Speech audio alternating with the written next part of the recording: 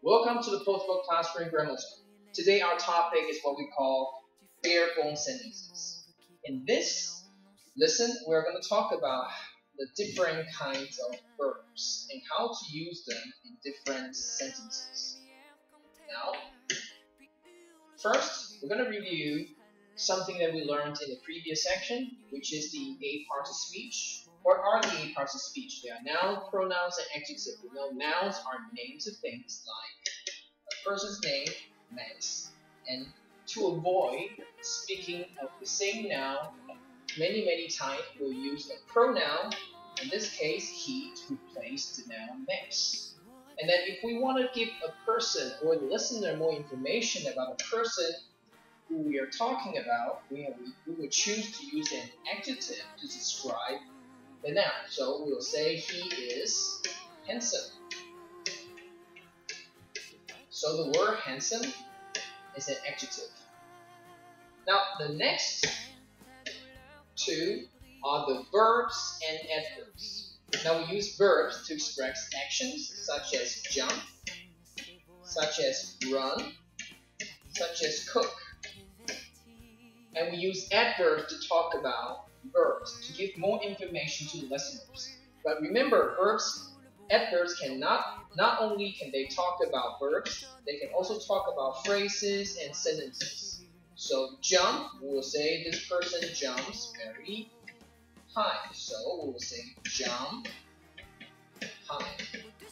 And the word high is an adverb. Alright, the next two are the preposition that shows relationship and conjunctions that join words. For prepositions, there are words like in, on, or at. For conjunctions, there are words like and, so, but, because, and so many other words. Now prepositions, they show the relationship of the previous part of the sentence to the rest part of the sentence. Like if I say I play the park, then we need a conjunction, then we need a preposition over here in the park. I play in the park, which means I play inside the park. So it shows the location of where I play. Now conjunctions, we use them to join two ideas. It can be two words, two sentences, or two phrases. And the last part of the 8 parts of speech is what we call interjections. We use interjections to show our feelings. For example, like, wow,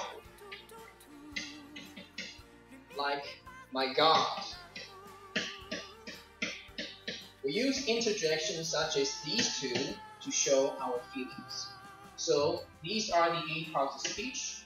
And now we're going to talk about 5 different kinds of verbs. Before we dig into the 5 different kinds of verbs, you need to know there are 2 major verbs. One is that a verb that we call transitive verbs, verb transitive. The other one is verb intransitive. For verb transitive, they are always followed by an object. So it's subject, the person who does things, who does the action, and the action was being done upon an object. For example, I hit May. In this sentence, I is the subject, hit is the verb, and May is the object. If we cross out the word May, I hit, the meaning is incomplete. So we need, for transitive verbs, an object to follow after the verb. But for verb intransitive, there is no need for an object. So subject plus a verb like I sleep.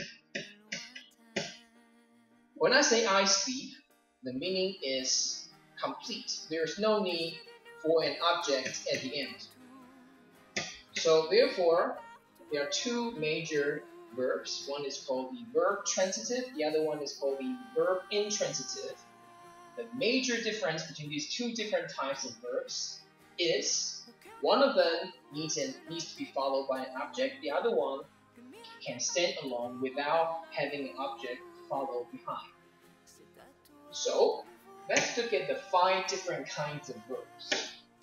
They are intransitive verbs, transitive verbs, linking verbs, incomplete transitive verbs, and dative verbs.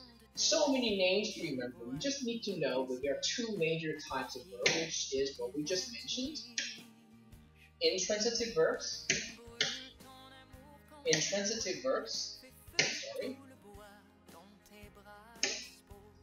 Let's look at the 5 different kinds of verbs. They are intransitive verbs, transitive verbs, linking verbs, incomplete transitive verbs, and dative verbs. So many names to remember. Now, all you need to know is that there are 2 major types of verbs. One of them is called the intransitive, the other one is called the transitive. What's a linking verb? A linking verb is a kind of intransitive verbs. So now you know 2 kinds of intransitive verbs. The typical kind and something that we call linking verb. Now, what is an incomplete transitive verb? An incomplete transitive verb is a kind of transitive verbs. So we have 2 types of transitive verbs now. One is the typical type, the other one is something that we refer to as incomplete transitive verbs. And what is dative verbs? Dative verb is a kind of transitive verbs. Instead of needing 1 object, it needs 2 objects, just like a date, 2 people. Okay? So we have still 2 major different types of verbs. Transitive and intransitive. Linking and transitive, they are both intransitive verbs. Transitive, incomplete transitive, or dative verbs, they are all transitive verbs. Alright, let's dig deeper. Let's look at the first category, which is the intransitive verbs. Just like we said before, intransitive verbs are verbs that does not require to be followed by an object. So subject plus a verb without needing an object.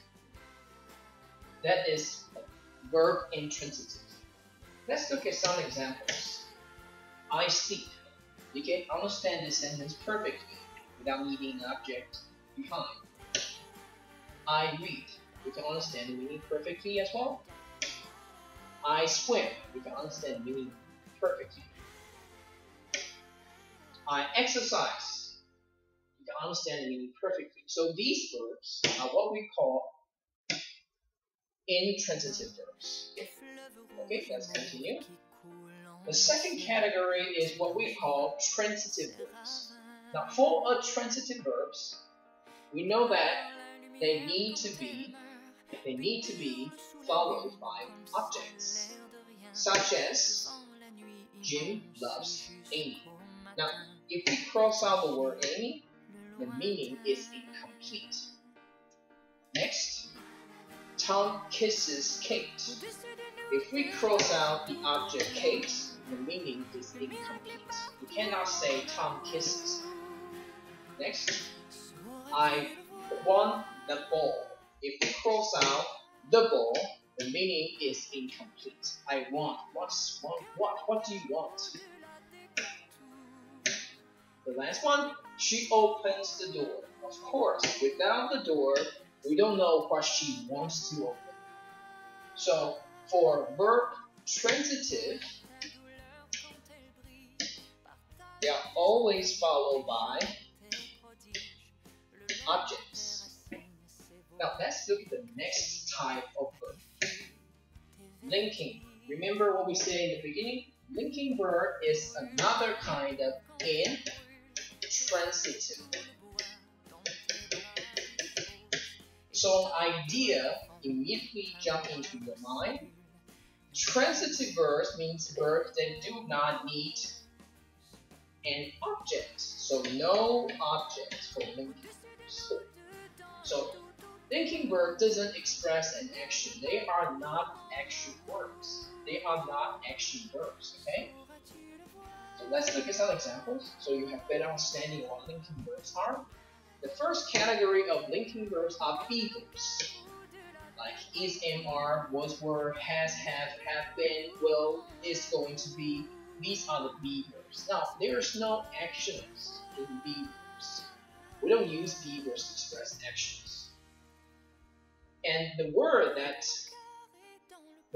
follows be verb are not objects. For example, I am a student.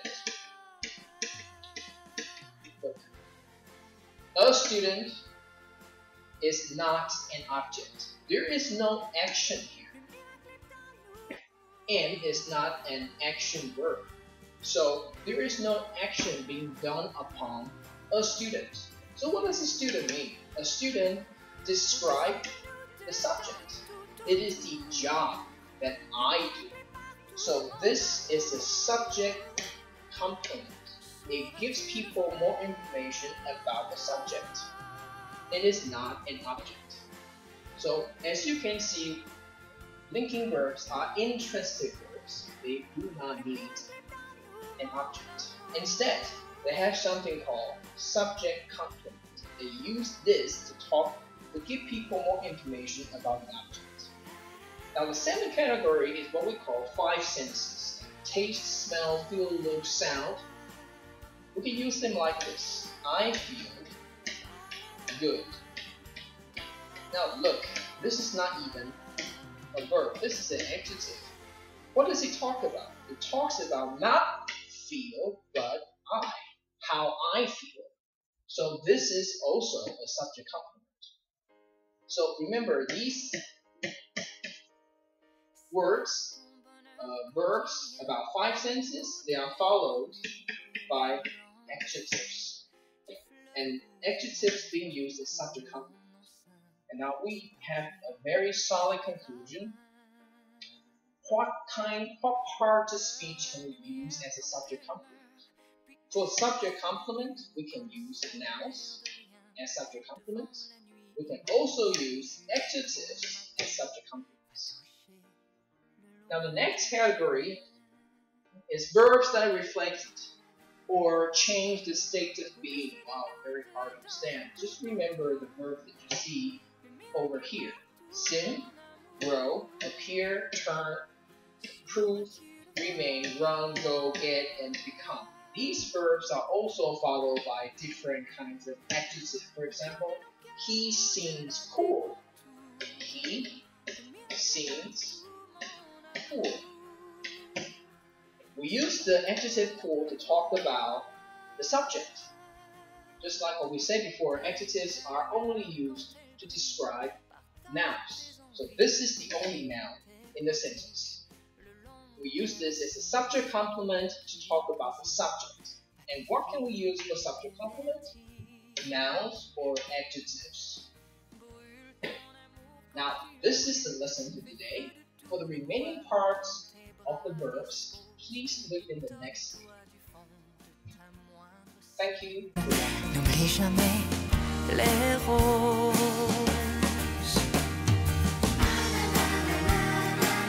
Au-dessus de